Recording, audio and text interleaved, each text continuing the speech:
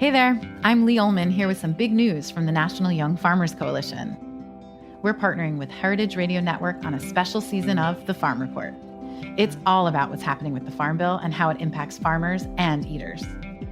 I am growing diversified vegetables on land that's been in our family for 150 years. And so with the pandemic, gentrification, property values going up, we had to sell the land and we lost it. Join us as we uncover the untold stories behind this massive piece of legislation that shapes how we grow our food, what we eat, and so much more. The problems we have had, those are things that come from earlier Farm Bill and USDA policy, right? Like Earl Butz, get big or get out. You know, it's my responsibility to know not only what I'm eating, but then like how that all came to be. And realize like, wow, like this piece of legislation, all this money, like it's technically something that I support as a taxpayer. While Congress debates the next Farm Bill, this is not just an invitation to listen. It's a call to action. Be part of the conversation. Subscribe to the Farm Report on Heritage Radio Network, wherever you listen to podcasts. This piece was brought to you by Roberta's, robertaspizza.com. This week, Meat and Three is taking you to market and all over the world, from Newfoundland to Tunisia.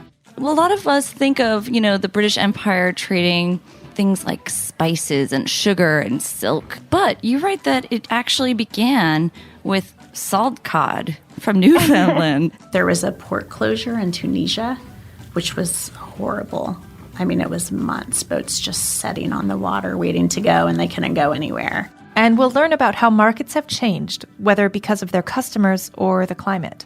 A few years ago, something around 10 years, it was totally different. It almost manifests itself to almost smelling like an old fire pit. When you put it out, it has that sort of charcoal-y smell to it. It's not good for wine. Join us this week on Meat and Three for our global market tour. And don't forget to subscribe to Meat and Three wherever you listen to podcasts. Hello and welcome to Snacky Tunes. I am one half your host, Darren Bresnitz. On this LA-only episode, we hang out with two of our favorite sando makers in the city, Nick and Akira of Conby. Since we sat down to chat, they've been named to Food & Wine's Best New Restaurant in 2019, and they've really established themselves as the go-to sandwich place on the East Side. Then we head just down Sunset to Dangerbird Record Studios, where we hang out with Mirrorball, who share some songs off their upcoming Dangerbird Records release, and talk to us about the underground LA music scene. So sit back, relax, and enjoy Snacky Tunes on heritageradionetwork.org. We talk about food, we talk about music, with musical dudes, finger on the pulse, Snacky Tunes.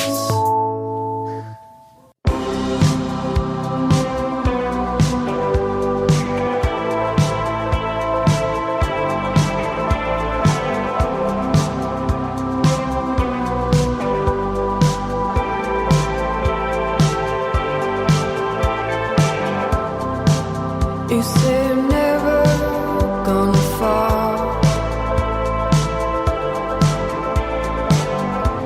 You talk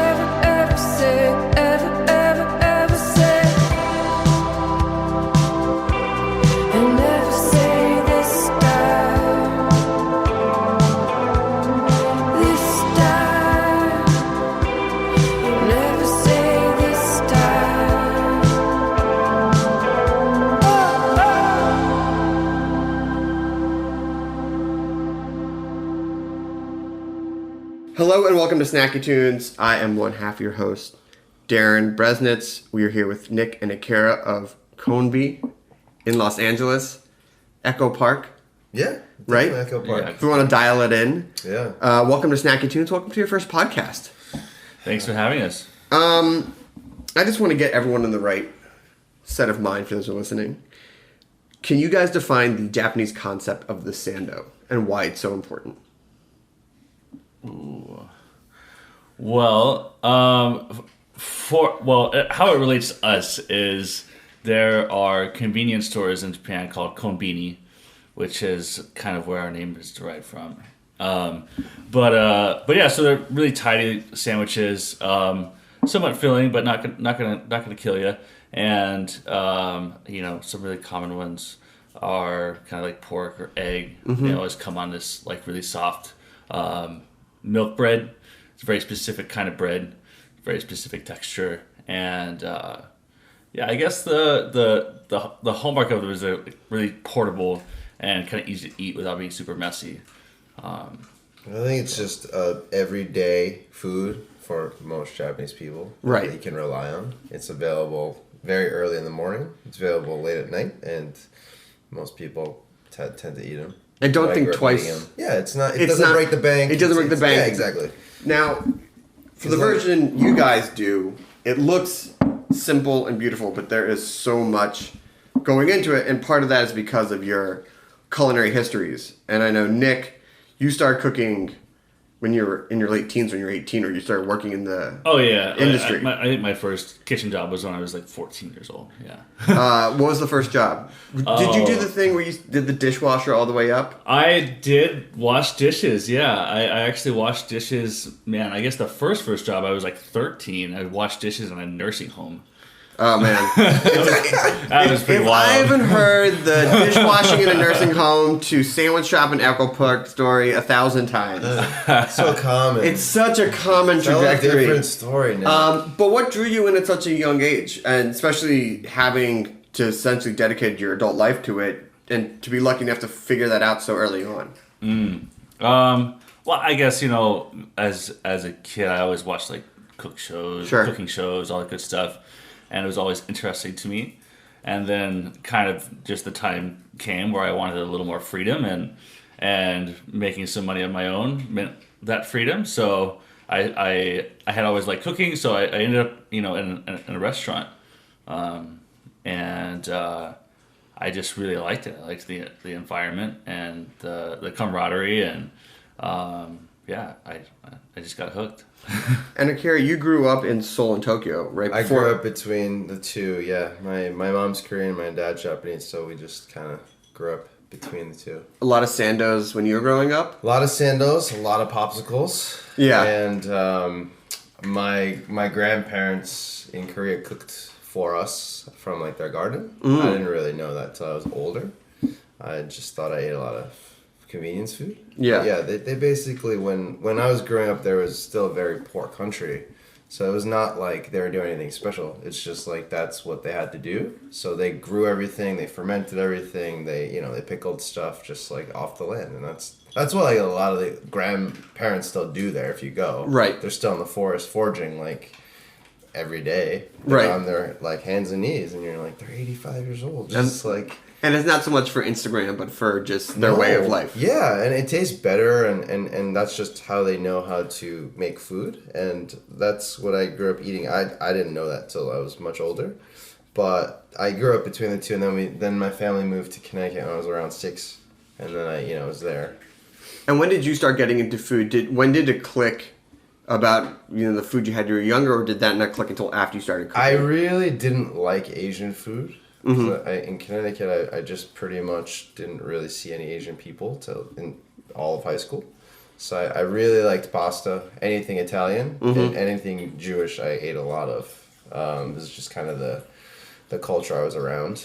And I did everything I could not to eat Asian food at all. My mom is an amazing cook. She would make like a meal for my dad, a meal for my sister, and a meal for me, all 3 different kind of meals every night. And I didn't realize how much work that was till recently. Oh yeah, you get a kid and you have a job, and all of a sudden you go, What's that 3-course dinner you put on the table? Like, oh no, everyone should just eat the same thing. Yeah. I wonder now, because when you talk to a lot of people that are our age who came to America, all they wanted was American food because the idea of international food wasn't as common as it is now, because now on Instagram, kids can look at food in Japan, food in Korea, food in Europe. I wonder now if kids who are coming over to America still just want to normalize in their mind through eating American food. I don't know. I mean, it's just easier for me I was always drawn to pasta, but in Connecticut, it was just easier to simulate if I just ate, whatever fast food was around. So I ate a lot of Dunkin' Donuts every day and like McDonald's, Burger King. So my whole diet in high school was that, and just like I needed calories for sports, so I didn't really think too much of it, and it was delicious. And then it was like TGI Fridays was like a splurge. Sure. Like Chili's, like I ate all of those places, and anyone who knows me now won't believe that. But I did grow up eating all that until college, and then in college I decided I wanted to eat a little more fancier food. But I hadn't really eaten any of that until like I went off to school. So now you guys both wound up in New York around the same time, in like the early-ish mid 2000s, the aughts. What drew you there? And that was a very special time in the New York food scene, if not the whole national culinary scene. What drew you? What did you guys remember from that being that time together? How'd you guys meet? Well, I ended up there because I knew I wanted to get out of the South, which is where I'm originally from. And I had worked with some people that just said, hey, you got to go to New York. And someone put me in touch with Tin Ho over at Sambar at the time, Momofuku Sambar. And I give him a call, and he's just like, whatever, dude from the South, like you're friends with a good friend of mine, so just call me when you get here. And so I had gone to like culinary school at it was called the French Culinary Institute at the time, and I was working at Momofuku at the same time. For some reason, they gave me a job. I mean, Sambar was wild when it opened. It was such a. This was like a couple months after it opened. When they were still doing the burritos and everything. Oh yeah. I wonder if I saw you there. Delicious. Probably I was there most.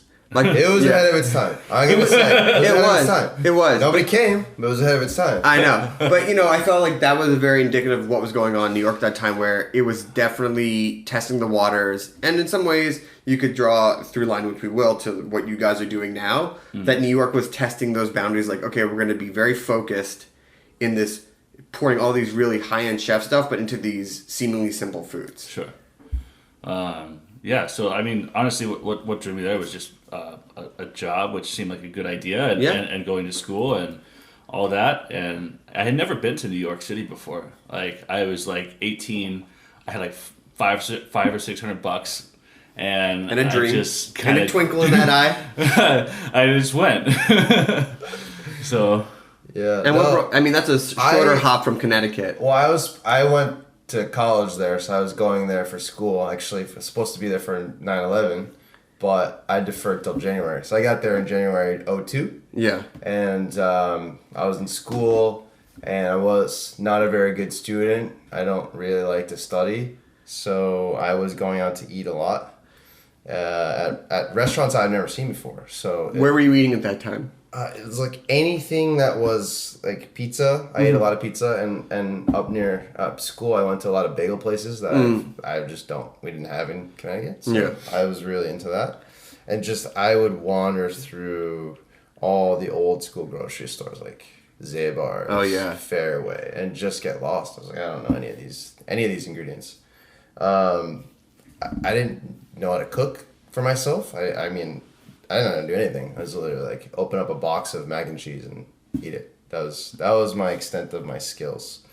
But there's a lot of friends that I had made at the time that really liked to go out to eat. They've grown up in the city. They're used to like that kind of stuff, and I was on a very different path. It wasn't interesting to me to cook. It was more just like, it's good to know how to do it, or it's like what to order at a restaurant more than like I want to do this for a profession.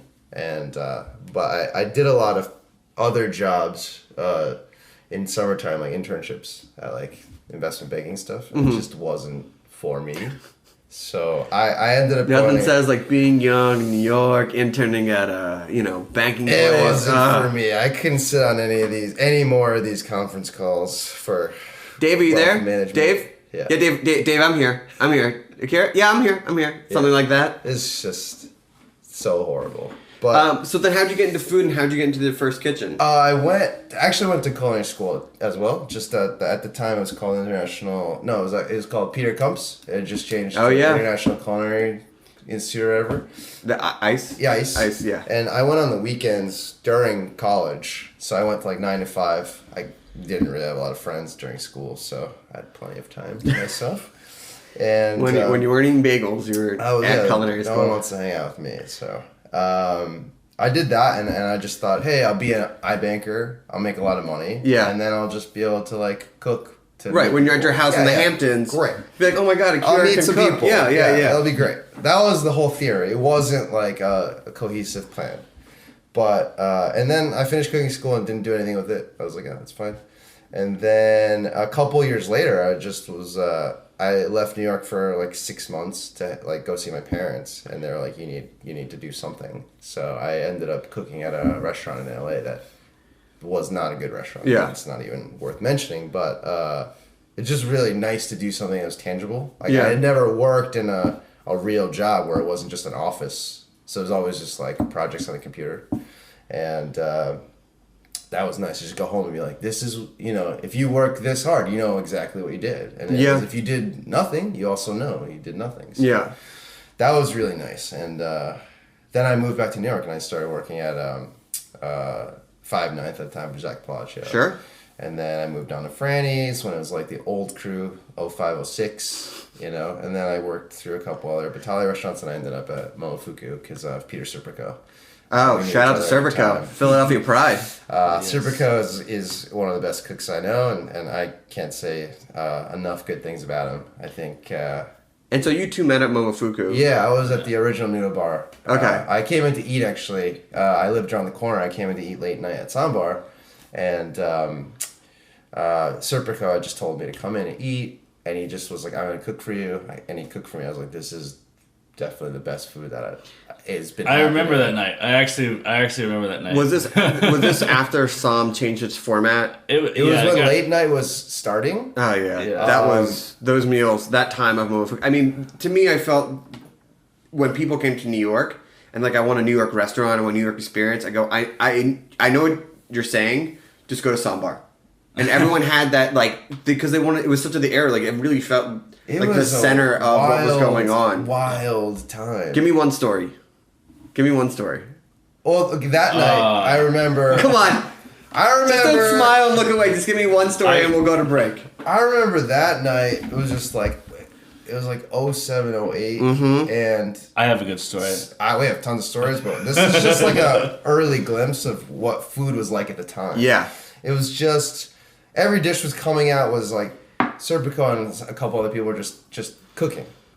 Off the cuff, which none of our friends do anymore. It's just not what we do. Yeah. But at the time, it was really great, and it was like 12 courses of hits. Yeah. And I don't talk to people next to me at a restaurant. It's not something I do, but these people next to us are like taking photos of every dish and like asking us, hey, what's that? And I was like, I don't know what your deal is. Yeah. So they were like, we're bloggers. I was like, I have no idea what you're saying to me.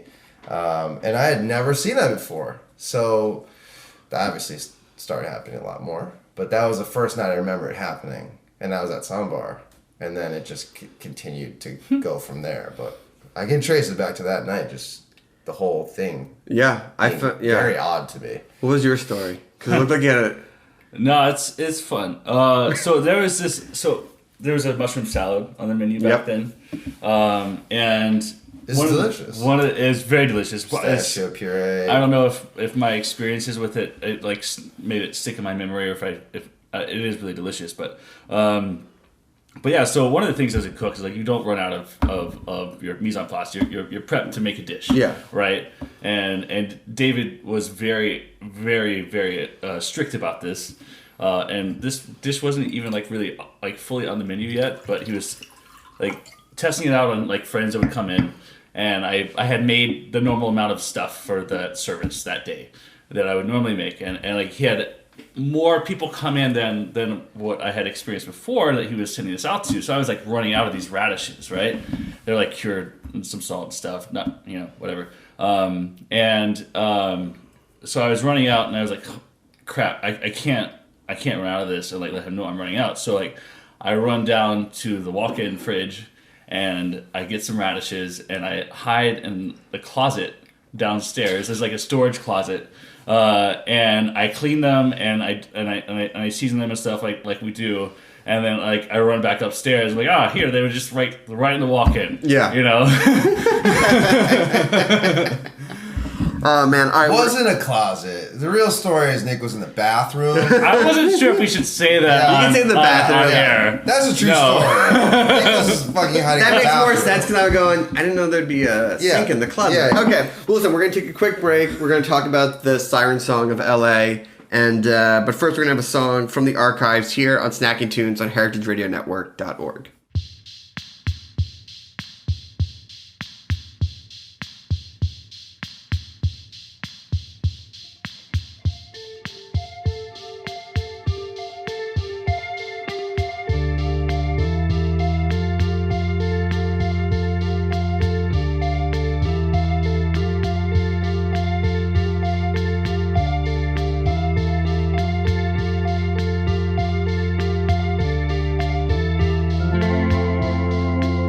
Wish I could beam you up.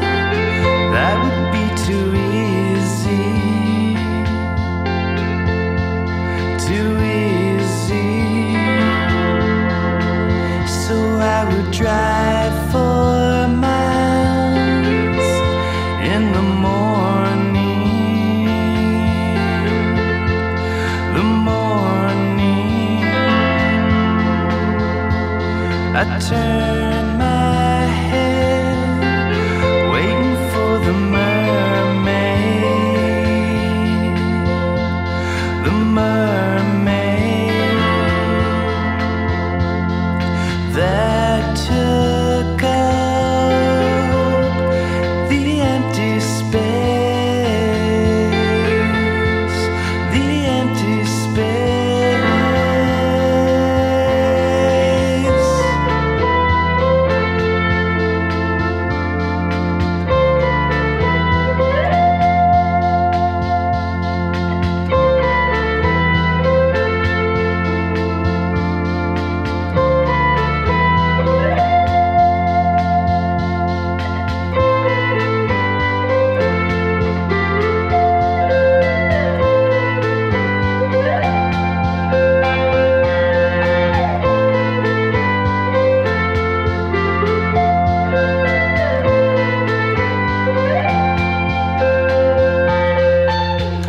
Took my hand, jumped into the Black Sea. You said hold tight and let go. The moon was shining down on you. I never known. I never known. I never known.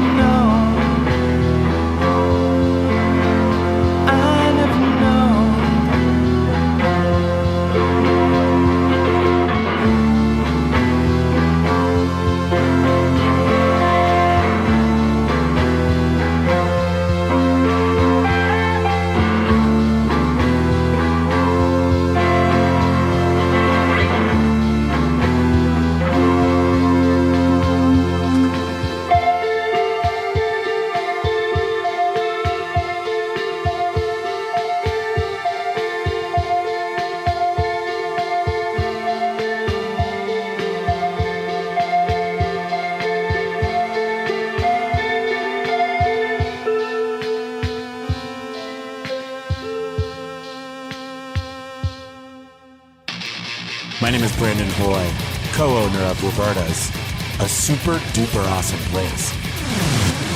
Roberta's is a very, very, very, very proud sponsor of the Heritage Radio Network. We're also super awesome. Thank you, Heritage. Hello and welcome back to Snacky Tunes. I'm with Nick and Akira of Konbi. So you're both in New York, especially Momofuku Sambar in 08, 09, 10. Like, that is very much the center. I worked at Original Noodle Bar. So and you worked at Noodle Bar. I'd never seen anything like that. People lining up for hours just to eat there. Yeah. It was baffling to me.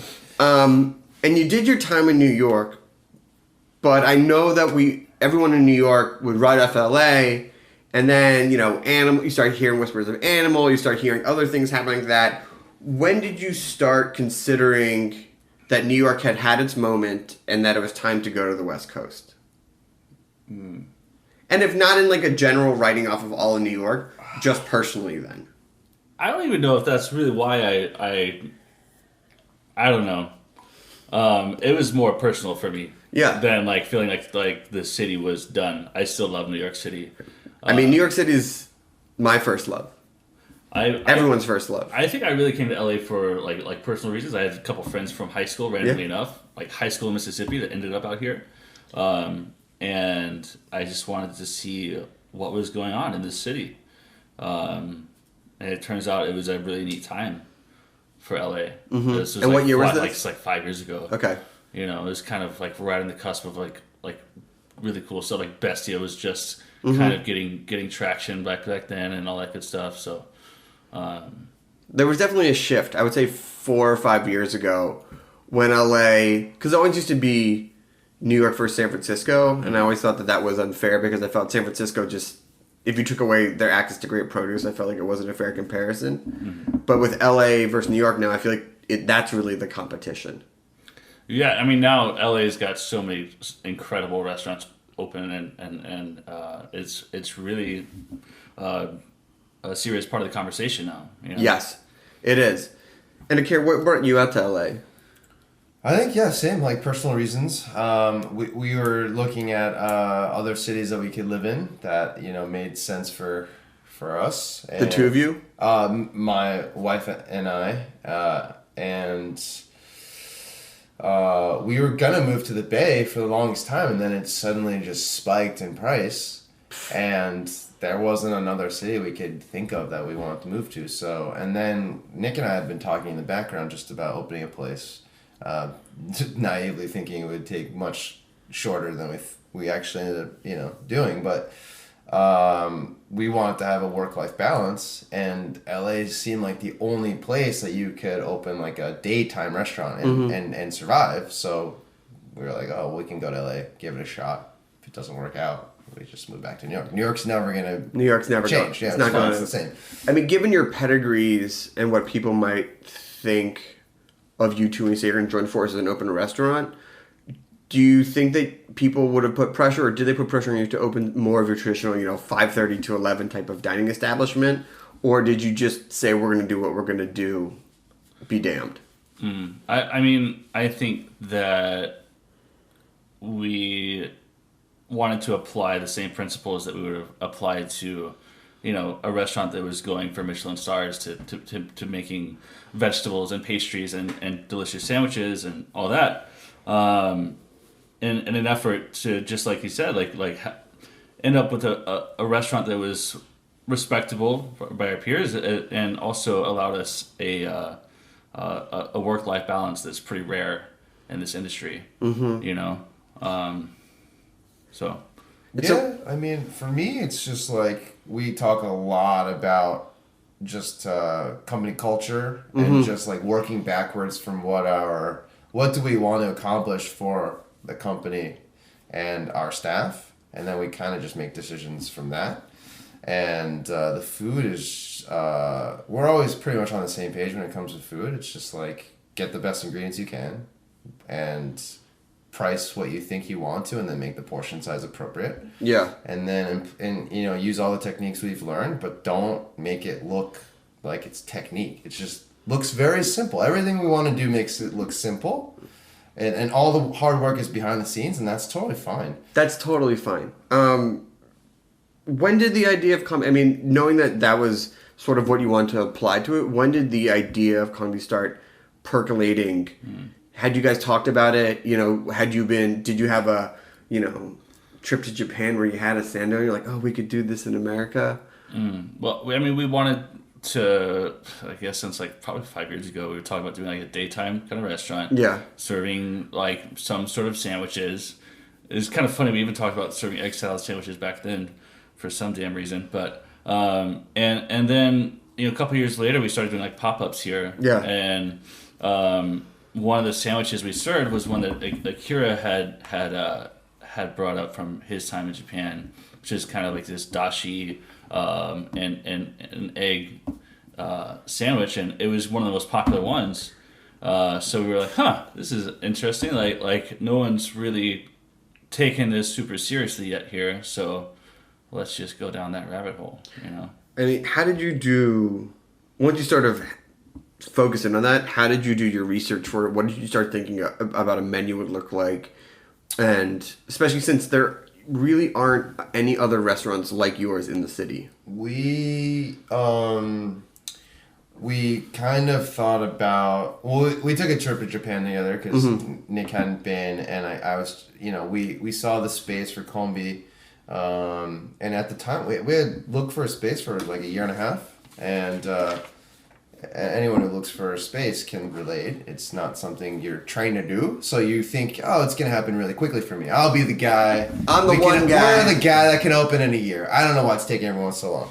And then you go down the they hole. Don't have their shit together. Yeah, and you're like, this space looks perfect. What's the problem? And no, you'll see it's the same for everyone. Doesn't no one's matter. Special. The size doesn't matter. Doesn't matter the size. It's not the size. And the open secret is that while LA is such a successful food town now, it is not the easiest place to open a restaurant. No, the city permitting is very, very strict. Yeah. And that's fine, but we learned a lot in the process of, you know, how to negotiate a lease that will determine your viability. Yeah. And our friends from Civil Coffee had passed on this space that became Kombi. So we looked at it, and then we just kind of reframed the thinking of maybe we can just figure out what will work in this space versus like we were like thinking of ideas of what we wanted to cook, and that was where we were at. Like we need to find this size space to cook the food well, and then we just kind of thought, all right, well this lease deal is really nice.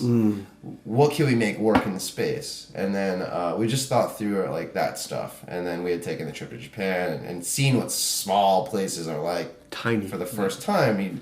Nick didn't really believe me, and well, you get a little taste of that in New York City, yeah, but exactly. like after being out here for a few years, is like kind of like drifting away from that because a lot of people have so much space. So much space. But then going back to Tokyo, like going to Tokyo and like seeing what they do out of tiny spaces is just like, okay, we're not that dumb. Like no, and it's inspiring because the high level of craft of what they pour into, you know, a dozen menu items, and that's being generous at some places. Yeah, that comes out of 300 square foot space, and you go, how are you doing it? And go, well, they can do it, right?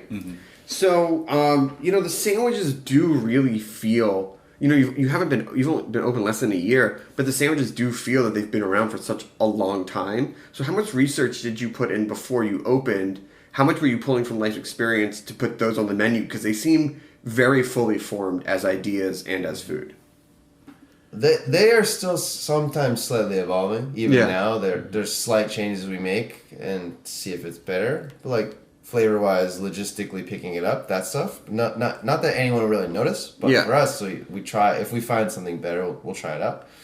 But I would say, I scroll through my Instagram just for reference. Yeah, we were testing it for like 2 years ago at least, just at our houses for dinner parties for people coming over. Just, can you taste this? Yeah. And it was completely the flavor of the sandwich was there for like the omelet, but the technique that we were employing is completely different now, based on what the equipment got approved in the end for the space. So that dictated a lot of the changes we had to make, and like it's important we talk about that very briefly when we talk to people who are friends of ours who are opening spaces that are obsessed with like we're doing this menu. We need a rotovac and a vacuum seal, right? And you're like, this, and you're like, don't focus on that. Yeah. Just focus on like what you want your culture to be, like that kind of stuff, because your equipment's probably going to change. What's going to get approved by the health department and that kind of stuff will change. And then 2 years later, you don't really know what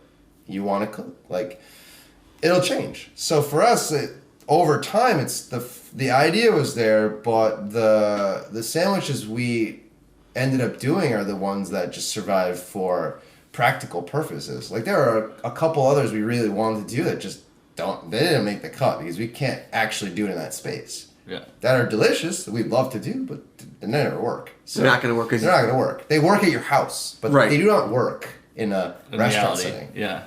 But in our reality. Yeah, in our reality, it doesn't work. So, it's funny when you mentioned seeing bloggers in 2008, blowing your mind about posting about food, because your sandwiches, I feel like when you guys were coming out, were just all over Instagram, and not in a bad way, but it was the food that you guys make was so built for social media and your design. But I know that that's not always the purpose. Sometimes it's just a happy accident. But how do you deal with that where you go, I don't want to be known as the Instagram sandwich place. Like, I want people to come and get the food, versus knowing that some people nowadays are just going to come take a photo and not really care about what they're eating. I cannot stress enough that we did not build food for Instagram. Okay.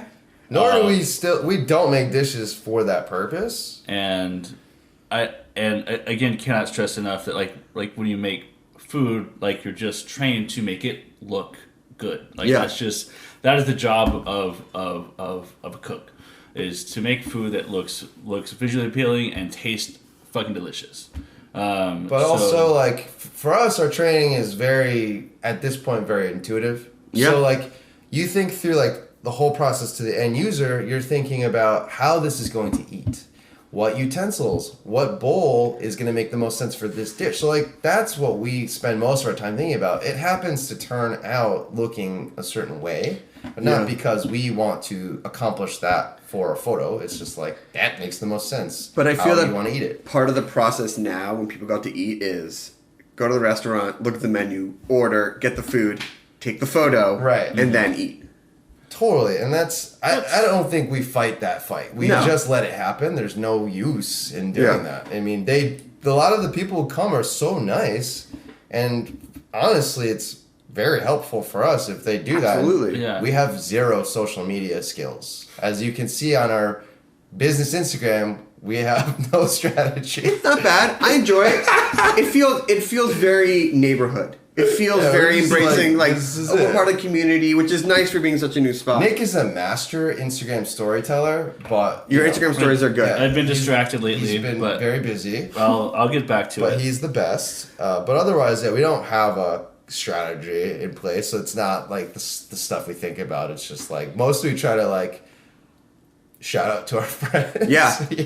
Like when bells roll in. Yeah, like that's it. Like, hey, go see these guys. Go see these guys. They're doing something great. Now, I want to make sure that we touch on the croissants, because when you go to a daytime breakfast spot, usually when you walk in, like if you go to Paris or any bakery, first thing that's up is the croissants, right? But for you guys, the croissants come out, I'll say 8:39, and you got to time it. And the last time I was there, every croissant had been spoken for before they came out of the oven. So I have a feeling now, knowing that it's probably based on the space and the design, but what is the whole timing and thought behind the croissants when they come out, and why they're not there the second you open your doors? That's just reality, because it takes, when you make a croissant, you have to let it rise before you bake it. Yeah. And that takes time. So it takes about like 2.5 to 3 hours to proof. It's called proofing, and then you bake it, which takes 20 minutes or so. So if you think about what time someone's got to get there in the morning to make that happen, it's like still we get there at 5:30 in the morning just to make that happen by like 8:30, 9 o'clock. And it would just not really fit in with our idea of building a company culture that provides a work-life balance. If we said, hey guys, you got to come in at 4 o'clock in the morning so we can have croissants at 8 o'clock on the dot. Like, that's just not what we do there. It's sort of fun though. I mean, it's sort of fun to be like, I'm gonna time it because sometimes I've nailed it and sometimes I've completely missed it. It's just there's variety. There's changes in the temperature, obviously, that affect the proofing time, and when there's a drop in humidity, it affects the proof. A lot of stuff happens that we don't have you've seen it. We don't have a proofing box. We don't have anything. We're literally have a induction burner with a pot of water enclosed in a box, and we have a Wi-Fi indicator with the temperature and humidity, and we're relying on that, and we make adjustments every day all the time. Yeah. So we can make it happen, but we can't say they're coming out at 8:30 or this time. Yeah. It's a rough idea, but what happens is you let the croissants proof. In that time, we're breaking off canelés, we're breaking off the financiers. So like canelés are fantastic, by the way. The decisions of what we can make are based on one, how much storage space it takes up, and then in the time that the croissants are proofing, we can bake it off. So like those are the pastries we think about, and those two made the most sense to us. We both think they're delicious, but it's a lot of it is just logistics based on our space. They always sell out. Yeah, they're delicious. They're delicious. Yeah, they're delicious. We put a lot of effort into them every day. The ingredients are really great. You know? It's great. So before we run out of time, I want to just ask not so much about what the review said, but just about the LA Times review and being just added into that pantheon. And what does that feel, especially coming from the East Coast, opening up a restaurant that is very much your own and of your hearts, and then to be reviewed by the Times. Do you feel like that was the stamp that like we are here, we've made it, we're in LA? I mean, I think we didn't really think about that. We just thought, one, we have no idea what Patricia looks like, so we had no clue until they reached out to fact check that we were getting reviewed. Yeah, we didn't even know. Sometimes you know what people look like. Yeah. It's fine. Like, oh crap, we're here. We got. Let's just pretend. Let's like not if Jonathan pretend. Gold, R.I.P. had walked in, you'd been like, okay. Canvas. Most of the people in the food industry we know just from being in New York. So we have no idea what Patricia looks like. So she had a very honest experience. So we're very happy with the review.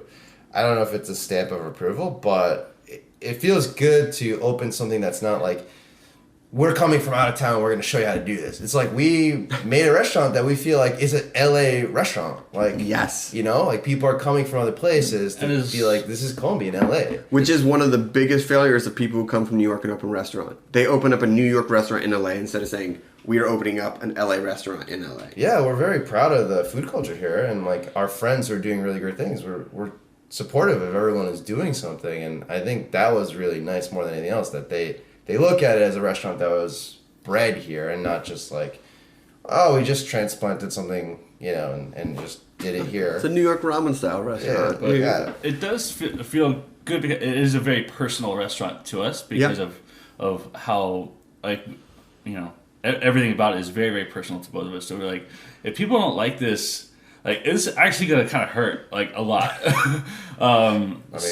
had no idea what people were gonna think. Like we're apparently very particular people. I didn't know that before our design team told us that, but we picked out every part of the restaurant, from the counter, the plates, spending hours looking for the right silverware and on eBay, so it's a very personal restaurant. Obviously, it feels like our restaurant, and I think it feels like it's just like, this is what I would imagine a Japanese restaurant we would want to make, but with the regulations we have here is how we look at it. It's like a lot of the decisions were based on ADA rules, and we just play in those rules, and this is what we have to do.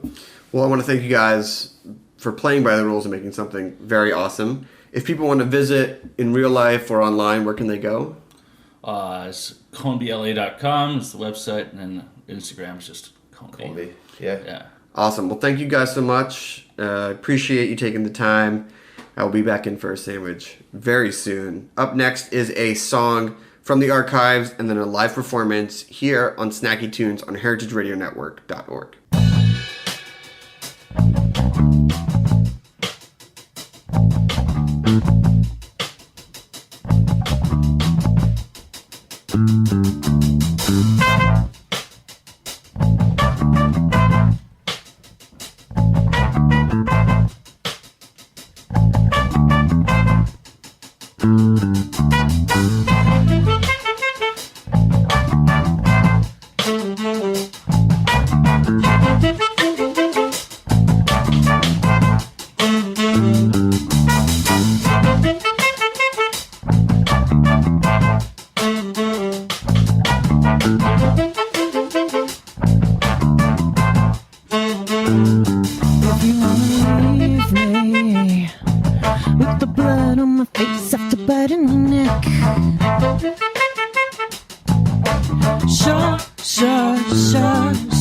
alright.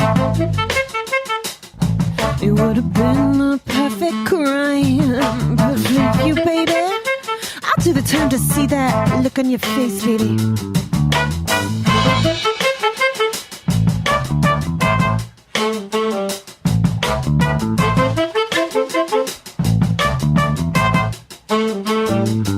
If you wanna leave me in my box through the changing of the clocks. Sure, alright. I'll need some other time. For you, baby, I'd starve myself blind. Oh yeah, blood and a smile on my face. Blood and a smile on my face. Your neck's like candy sugar.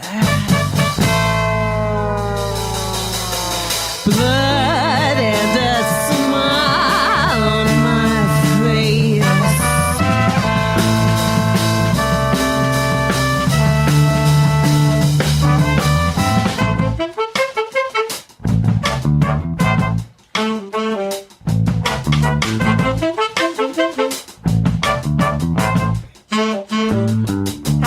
For you, flying rodent is a butterfly.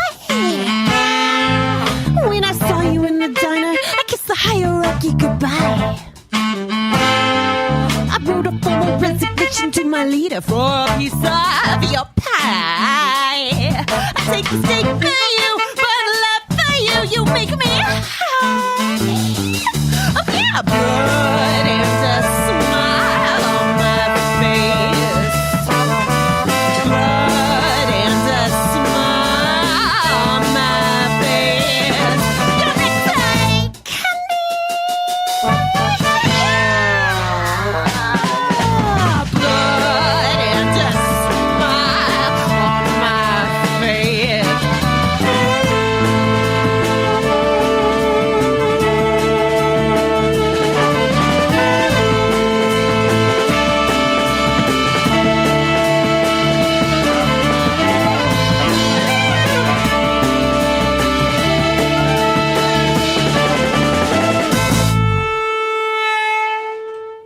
Are you enjoying this podcast? Heritage Radio Network has plenty more. My name is Coral Lee, and I'm the host of Meant to Be Eaten here on HRN. Every week, I look at cross-cultural exchange in food and contemporary media. What determines authenticity? What, if anything, gets lost in translation when cooking foods from another's culture? You can find Meant to Be Eaten wherever you listen to podcasts and on heritageradionetwork.org. Hello and welcome to Snacky Tunes. I am one half your host, Darren Bresnitz. We are coming to you live from Dangerbird Record Studios in sunny Silver Lake, and we are here with Mirrorball. Welcome to Snacky Tunes. Hello, thank you. Hello, thanks for having us. So, as LA and close to LA, OC natives, I feel that you guys have a unique take on the scene because so many people move here to do music, but you grew up here making music and being part of the scene. What is it like to grow up and make music and be part of LA as something that's been your backdrop your entire life? Gosh, it's kind of hard to sum up, but I think it's weird a little bit because you never have sort of that moment where you can go somewhere brand new and become this new person. You never really have that. So I love LA, like I've never been able to leave. But at the same time, it's like a part of you that you can't really get rid of in this way. But I guess I see it from sort of like we were sort of talking about earlier, like my parents both worked in the movies, but they worked on the crew. And so I saw it from like that sort of background sort of view and like the less glamorous, more blue collar, like yeah. working, hardworking type of approach to LA than the off the bus glitz and glamour. Exactly. But then there's also this sort of like, yeah, I do think there is sort of like a magic, sort of like a sadness and a magic to LA that it sort of continues to draw me in that I love and can see. But yeah. I guess that sums up my answer. Scott, how do you feel about growing up here? I mean, I guess I feel lucky to just sort of, not by choice, I ended up on kind of like the east side of things over here. And I've been out here on this side of town for 15 years. And I guess I just feel lucky because there's a lot of cool music. Yeah. That's been happening for a while. I kind of don't really, I forget that I'm even in like the show business town. Just kind of always, and I'm on the east side. Yeah, it's easy the further we get from the beach, I guess. More east on the 10 to forget about Hollywood and glitz and glam and all that type of stuff. Yeah, like I was telling him earlier, like I drove down Hollywood Boulevard for the first time, and I like saw like Darth Vader and Chewbacca. Oh yeah. And I was like, oh my god, I totally forgot, like this is where I live. Yeah, it's like when you live in New York and you just never go up to Times Square. You're like, oh right. I mean, we kind of take certain things for granted being here, like I feel like tourists come here and they kind of like take advantage of all the cool things, and I don't know. So, you've both been in this local scene for a while, and you were both in different projects. So how did you two sort of sniff each other out, think about making music together? What is that musical courtship like in this day and age? I guess I sniffed her out. I mean, I approached her like more like for a relationship purposes. The band thing happened after. That happened later. I mean, I was a fan of her band. I liked her band already. You were like, let's make music together, and then you're like, and then we should also have a band. I was like, let's make music together, and then let's make music together next week.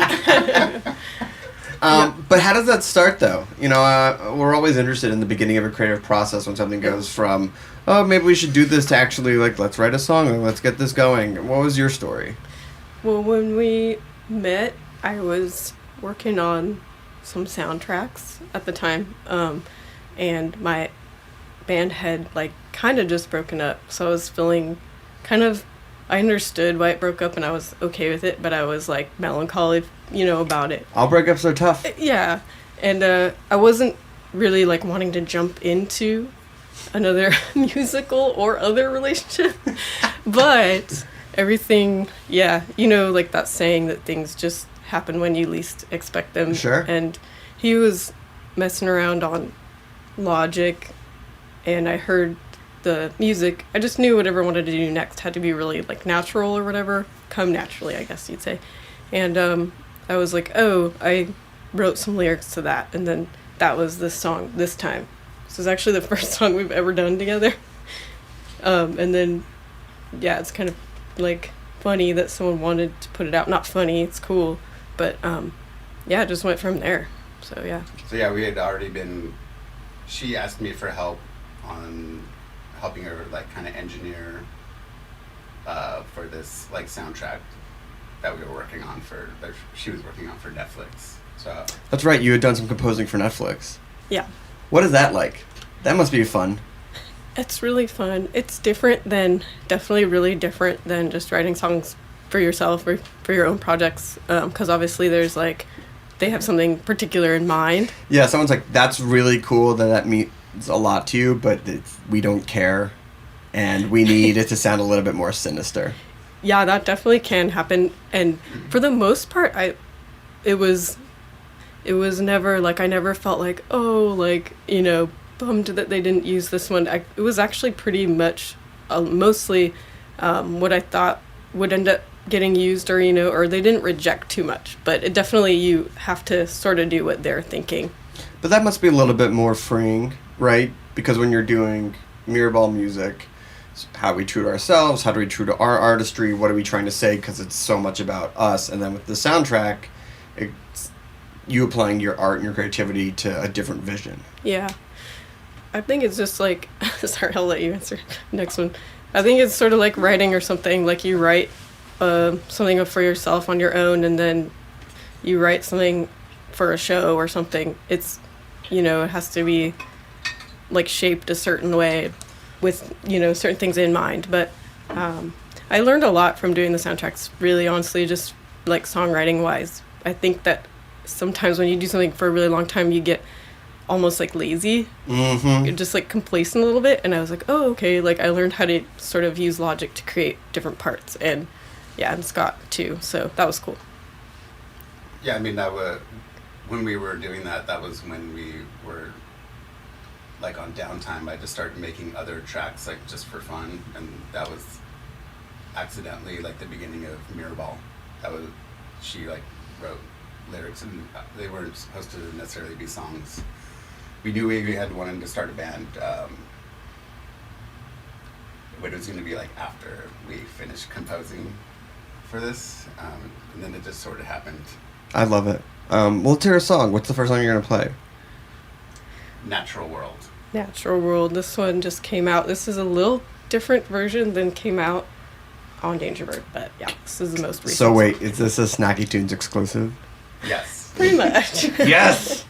All right, here we go. Mirrorball, Dangerbird Record Studios here on Snacky Tunes on heritageradionetwork.org.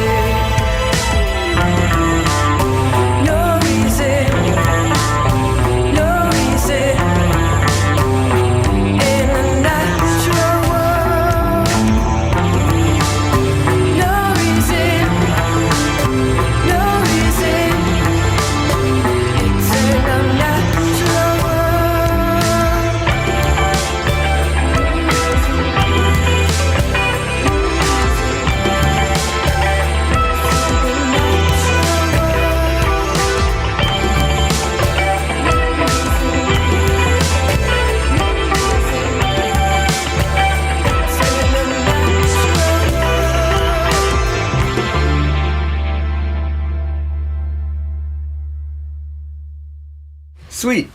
So, being in LA, growing up here, I always love to pick the people's brains who have been around long enough to not go to the fly-by-night restaurants and hit places, like the places that people love from living in a place that are just local spots. And so where do you guys love to go? And are there spots that you like to go just when you're on your own, or you're like, I need that cup of coffee in my own, you know, escape from the world? And there's places that you like to go, like after a show that's more in the scene.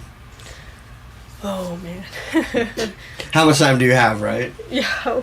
Well, I always get like a little nervous I'm going to like forget or something. But yeah, it's definitely been, the scenery has changed a lot, especially over the past few years. Especially on the east side. Yeah. For something, I actually tried to put together a list of like restaurants for something, and I tried to look at them after, and I was like, oh my god, they're all like really old, or like, I don't know. I was like, I haven't mentioned anywhere new, like, oh god. But let's see. Oh man.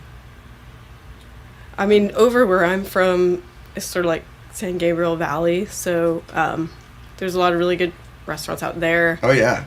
Like Asian food is really good over there. What else? Oh man. Take over for a minute while I think.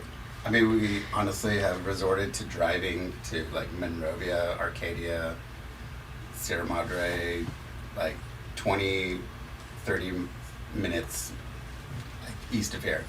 I've kind of given up on Silver Lake. Yeah. I mean, there's like...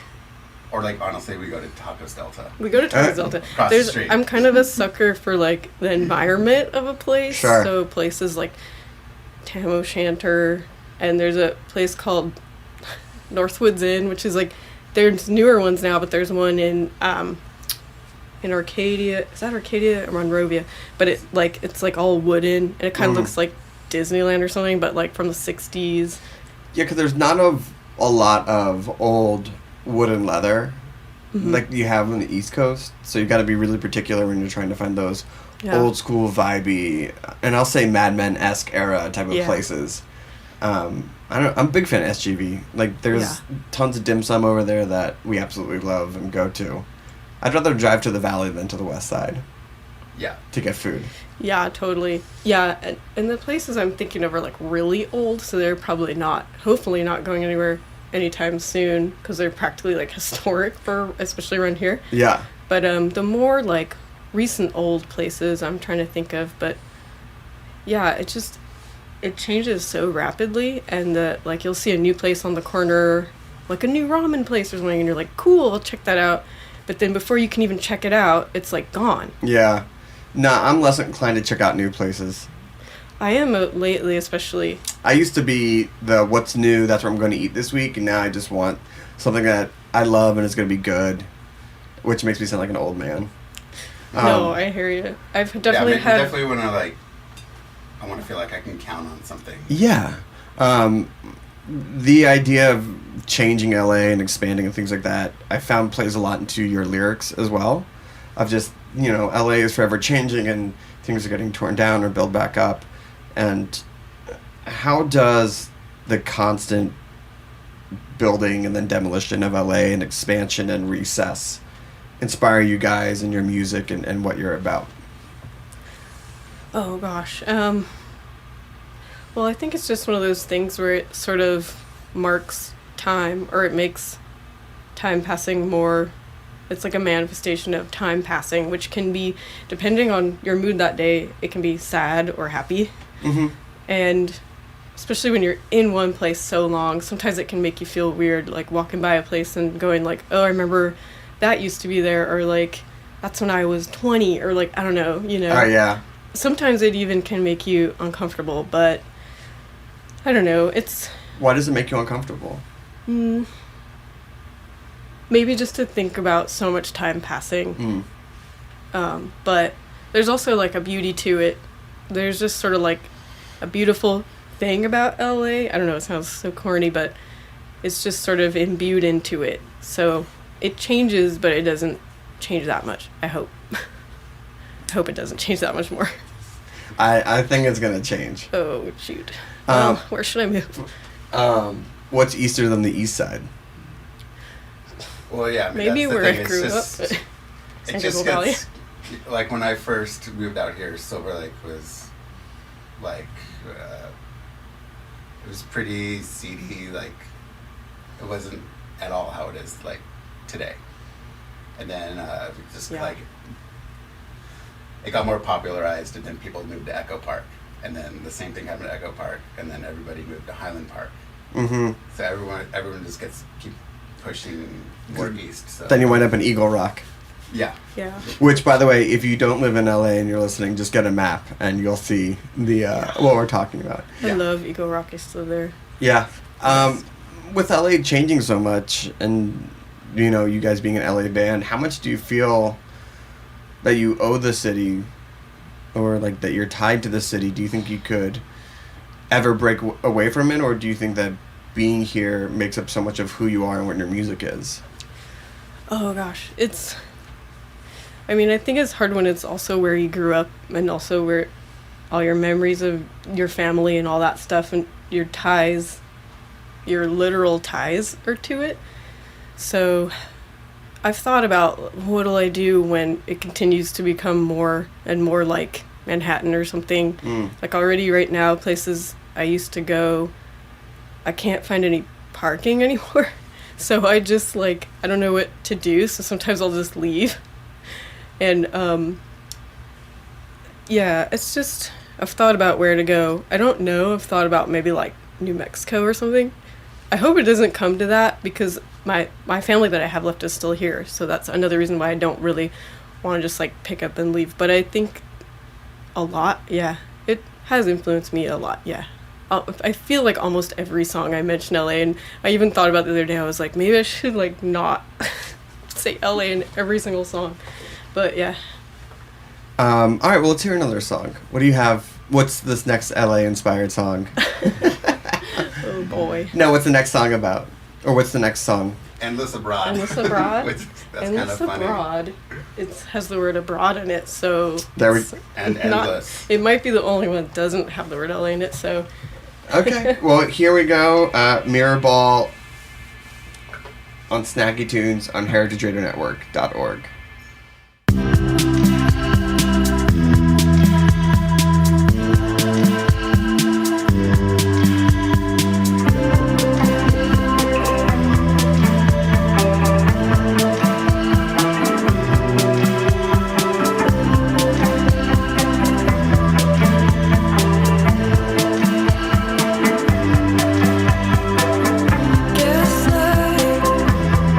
Over and over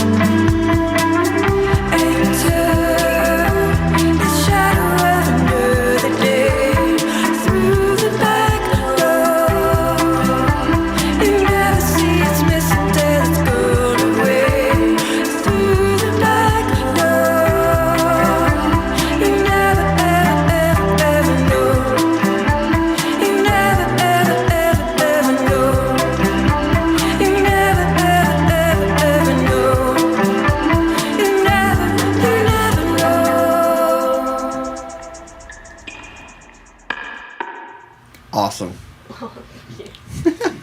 So you guys put out your debut single with Dangerbird, correct? Yes. How did your relationship with Dangerbird Records start? Scott knew them more, so I'll let him go. My friend Brian is a director here for the Arthur King installations. I'm not really sure how to... Arthur King. Arthur King have actually been on Snacky Tunes, and so you can check out the archives for that one. Awesome. But yeah, they're the recording natural nature sounds and video and then making live compositions. Yeah. Yes. Exactly. So, all yeah, of that. All of that. My friend Brian helps with that. I literally just was asking him, like, hey, I want to send you some tunes. Maybe you can help. He works in music a lot, so I asked him to help me, and I sent him the tunes, and then I was actually asking for help on the actual music, and then he was like, hey, do you want to put these out with Dangerbird? And we're like, what? This is our first little demo. It's yeah. That's very cool. I don't think it really happens like that, does it? No. I'm looking at Andy. Andy shaking his head no, it does not normally happen like that. It does for Mirrorball. Oh, yeah. Yeah, if you're a Mirrorball, then it happens. Yeah. I mean, I've known Aaron for a very long time. So, yeah. So, that's how it happened. When you're thinking about putting out your first single, what goes into that? Because you can only have one first single, one debut song ever. How do you pare it down? How do you say this is our first statement out into the world? Yeah. I felt like these songs just were really natural. Mm-hmm. I think that we've probably changed since then, but for me, it's important to not feel really calculated. So I didn't want to overthink. So we had these songs and we thought they were pretty cool and we just went with it pretty much. I mean, I think we were they were very well received by all of our friends. I was just kind of sending it out to a handful of people, and I think for me it was, I definitely noticed a difference from handing out older songs from other bands. I've seen how you've reacted before, and now I see how you're acting, which I'm excited about. Well, but I also know. It's also an insult. You want to have that you want to have that confidence that when you're making something you're like, oh, this is amazing, but you can't expect other people, especially your friends. Oh yeah. You know what I mean? Yeah. Yeah. I think as you get older, hoping that your friends like your art and what you make becomes less of a priority because on the flip side, sometimes you can't be bothered with the art your friends make. And that's not saying you don't respect it, but sometimes you're like, you're my friend and I love you, but I don't like this. And that gets tough. But you didn't have that problem because your friends actually like this. Yeah, we've been lucky. Our friends actually like it. It's kind of an eye-opening experience, I think, to I don't know. No, I get it, because it makes you think about the stuff from the past. Be like, oh, I noticed you're at my shows now, but whatever. You weren't at my shows before. But that's the past. Yeah, totally. And if I get some, if I have a friend chiming in you should do this song this way or that way, it's always because they like a certain version they've heard. So it's, even though sometimes it's okay, I get it, but it's a positive criticism or whatever. Mm-hmm. Now, the single is always that lead piece of music that you're this is our song, this is our anthem, this is that. But I'm always interested about the B-side, because I've heard, don't sleep on the B-side, and it always has a chance to be a little bit weirder, a little bit more, this one's for you, that's the A-side, and the B-side's for us. So how'd you pick your B-side for this?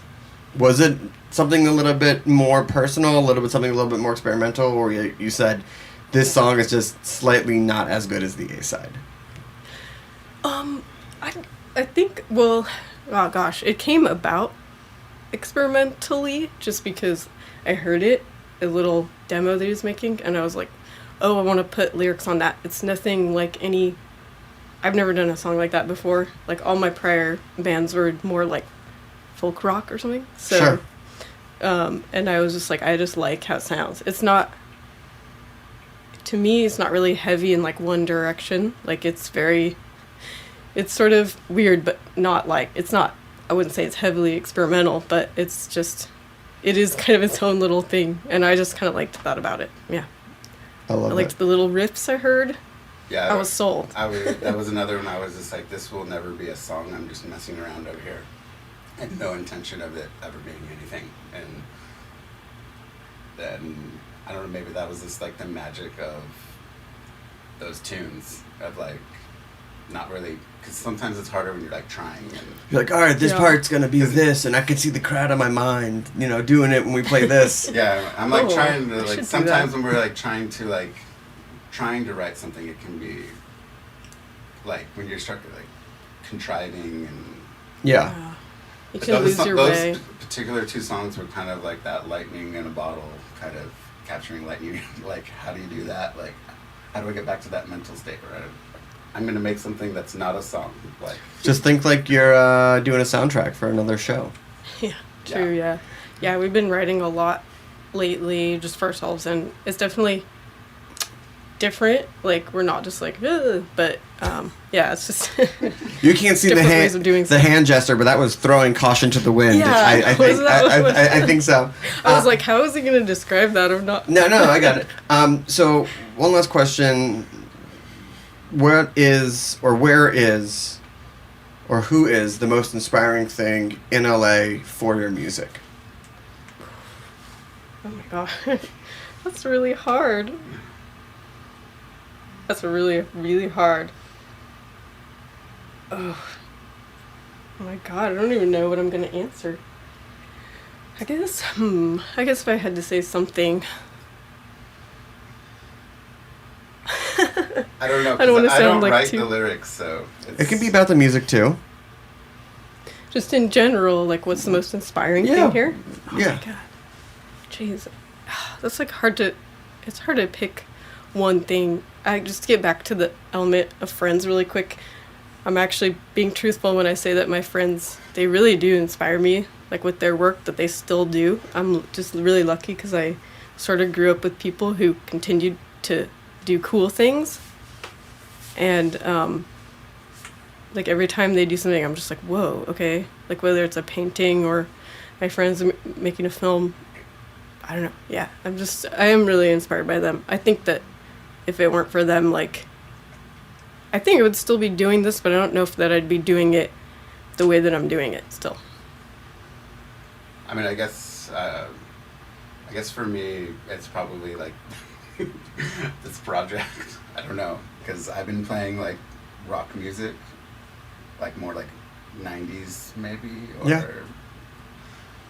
But this is completely different than anything I've done before, and it's been like really fun to like make, because I'm a songwriter first, so like crafting songs for another person and like working with somebody with like a really good voice and digging their lyrics.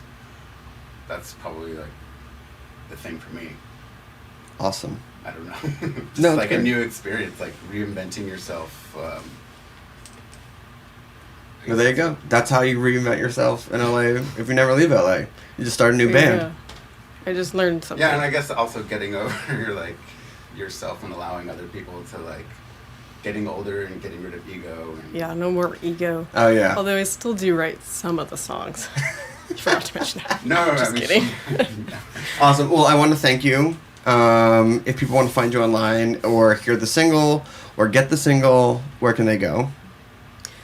Okay, gosh. It's like streaming like everywhere, quote unquote. That's not a good way to describe it. It's on like Spotify, sure, Apple. So just search Mirrorball. Mirrorball, yeah. It should come up. Sometimes you have to search Mirrorball, then the name of it, which is This Time. Oops. Okay. Yeah. No, that was just the internet agreeing with you. Yeah, exactly. Well, I want to thank Andy, Dangerbird Record Studios, Heritage Radio. What's the last song you're going to play for us? This one's called This Time. This is the it's the single. Yeah. It's the single. Thank you so much. We will see you next time on Snacky Tunes. Have a great day.